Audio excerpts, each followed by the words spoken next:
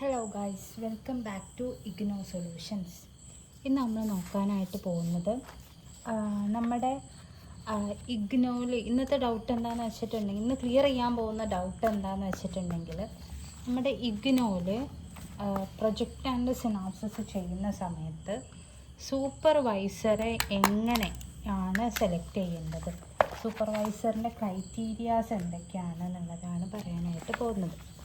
അപ്പോൾ first of all നമ്മൾ ഇപ്പം പറയുന്നത് എംകോമിൻ്റെ ആണ് കേട്ടോ. എംകോമിൻ്റെ സൂപ്പർവൈസറെ എന്താണ് എംകോമിൻ്റെ സൂപ്പർവൈസറുടെ ക്രൈറ്റീരിയ എന്നുള്ളതാണ് പറയുന്നത്. എംകോമിൻ്റെ സൂപ്പർവൈസർ മസ്റ്റായിട്ടും പോസ്റ്റ് ഗ്രാജുവേഷൻ കംപ്ലീറ്റ് ചെയ്തിട്ടുള്ള ആളായിരിക്കണം. ആൻഡ് ഓൾസോ, അതായത് post graduation masters of commerce എടുത്തിട്ടുള്ള എംകോം കംപ്ലീറ്റ് ചെയ്തിട്ടുള്ള ആളായിരിക്കണം. ആൻഡ് PG കൊമേഴ്സ് ഡിപ്പാർട്ട്മെൻറ്റിൽ 5 years പ്ലസ് എക്സ്പീരിയൻസ് ഉള്ള ഒരാളായിരിക്കണം എംകോമിൻ്റെത് കേട്ടോ. അപ്പോൾ ഇതിപ്പോൾ നമുക്ക് ഇഗ്നോൻ്റെ അക്കാഡമിക് കൗൺസിലേഴ്സിന് നമുക്ക് കിട്ടും. അതായത് ഓരോരോ സ്റ്റഡി സെൻറ്ററിലും അതാത് സ്റ്റഡി സെൻറ്റേഴ്സിൽ അലോട്ട് ചെയ്തിട്ടുള്ള ഓരോരോ ഇഗ്നോൻ്റെ അക്കാഡമിക് കൗൺസിലേഴ്സിന് അലോട്ട് ചെയ്തിട്ടുണ്ടാകും. അവർക്ക് 25ഓളം സ്റ്റുഡൻറ്റിനെ ഗൈഡ് ചെയ്യാൻ പറ്റും. അപ്പോൾ അങ്ങനെയുള്ള അക്കാഡമിക് കൗൺസിലേഴ്സ് ആണെന്നുണ്ടെങ്കിൽ അവരവിടെ എംകോമിൻ്റെ ക്ലാസ് എടുക്കുന്നവരായിരിക്കും. അപ്പോൾ അതുകൊണ്ട് തന്നെ അവർക്ക് ക്രൈറ്റീരിയാസും കാര്യങ്ങളൊക്കെ എന്തായാലും ഉണ്ടാവും. അപ്പോൾ അക്കാഡമിക് കൗൺസിലേഴ്സ് ആണെന്നുണ്ടെങ്കിൽ പിന്നെ നമുക്ക് വേറെ ഒന്നും ചിന്തിക്കേണ്ട ആവശ്യമില്ല. അതല്ലാതെ ഇഗ്നോന്ന് കിട്ടാത്ത സൂപ്പർവൈസേഴ്സിനാണ് നിങ്ങൾ നോക്കുന്നതെന്നുണ്ടെങ്കിലാണ് ഈ ഒരു ക്രൈറ്റീരിയ ഉള്ളത് കേട്ടോ. ഇഗ്നോയിലാണെന്നുണ്ടെങ്കിൽ അവിടെ നിന്ന് തന്നെ ഇഗ്നോന്നൊരു സർട്ടിഫിക്കറ്റ് അവർ പ്രൊവൈഡ് ചെയ്യുന്നുണ്ടാകും. ആ സർട്ടിഫിക്കറ്റ് അതിൻ്റെ കൂടെ അറ്റാച്ച് ചെയ്താൽ മതി, അനക്ഷറിൻ്റെ കൂടെ. ദെൻ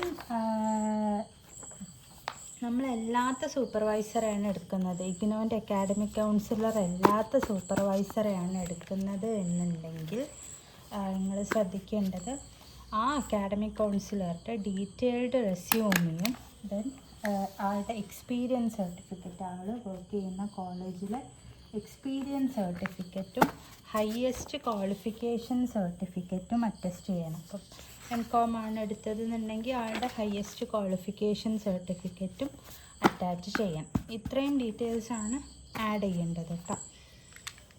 ഇനി MBAയുടെ കേസാണ് എന്നുണ്ടെങ്കിൽ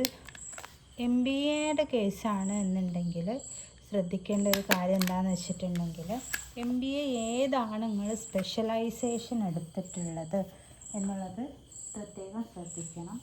നിങ്ങൾ ഇപ്പോൾ എക്സാമ്പിളായിട്ട് പറയുകയാണ് എന്നുണ്ടെങ്കിൽ, MBA സ്റ്റുഡൻ്റ് എടുത്തിട്ടുള്ളത് MBA ഫിനാൻസാണ്. MBA ഫിനാൻസ് ആണെന്നുണ്ടെങ്കിൽ MBA ഫിനാൻസ് കംപ്ലീറ്റ് ചെയ്തിട്ടുള്ള, അതിപ്പോൾ ഇഗ്നോൻ്റെ അക്കാഡമിക് കൗൺസിലേഴ്സ് ആണെന്നുണ്ടെങ്കിൽ MBAയുടെ പേപ്പേഴ്സ് എടുക്കുന്ന അക്കാഡമിക് കൗൺസിലേഴ്സ് പറ്റും. ദെൻ നമ്മൾ പുറത്തുനിന്ന് നോക്കുകയാണ്, ഇഗ്നോയിലുള്ള അക്കാഡമിക് കൗൺസിലർ സ്റ്റുഡൻസ് ഓൾമോസ്റ്റ് എല്ലാ സമയവും ഫില്ലായിട്ടുണ്ടാകും. അക്കാഡമിക് കൗൺസിലേഴ്സ് നമുക്ക് അവൈലബിൾ ആയിട്ട് കിട്ടാൻ ഭയങ്കര പാടാണ്. അക്കാഡമിക് കൗൺസിലേഴ്സ് അല്ല എന്നുണ്ടെങ്കിൽ നിങ്ങൾ പുറത്തുനിന്ന് നോക്കുകയാണെന്നുണ്ടെങ്കിൽ MBA finance and marketing complete ആയിട്ടുള്ള 5 years പ്ലസ് ഫിനാൻസ് ഫീൽഡിൽ വർക്ക് ചെയ്യുന്ന ആൾക്കാരാണെന്നുണ്ടെങ്കിൽ ഓക്കെയാണ് കേട്ടോ. ഫിനാൻസ് ഫീൽഡിൽ വർക്ക് ചെയ്യുന്നവരാണെന്നുണ്ടെങ്കിൽ ഓക്കെയാണ്. ദെൻ അതല്ലാതെ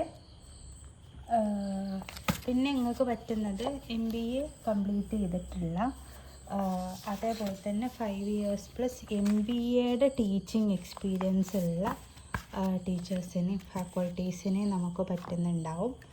അതുകൂടാതെ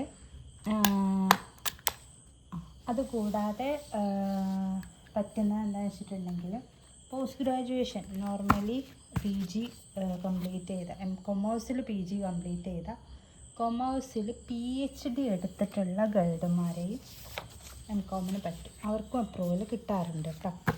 അപ്പോൾ ഇത്രയാണ് MBAയുടെ ഇത് വരുന്നത്. ഇത് സ്പെഷ്യലൈസേഷൻ ഞാൻ ഫിനാൻസ് മാത്രം പറഞ്ഞതിൻ്റെ റീസൺ എന്താണെന്ന് വെച്ചിട്ടുണ്ടെങ്കിൽ,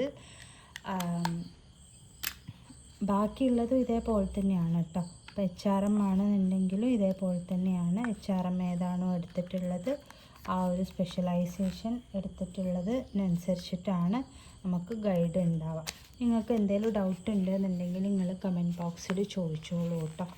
നമ്മൾ സിനാപ്സിസും ഗൈഡും ഒക്കെ പ്രൊവൈഡ് ചെയ്യാറുണ്ട്. ഗൈഡ് നമുക്ക് എപ്പോഴും അവൈലബിൾ ആവില്ല.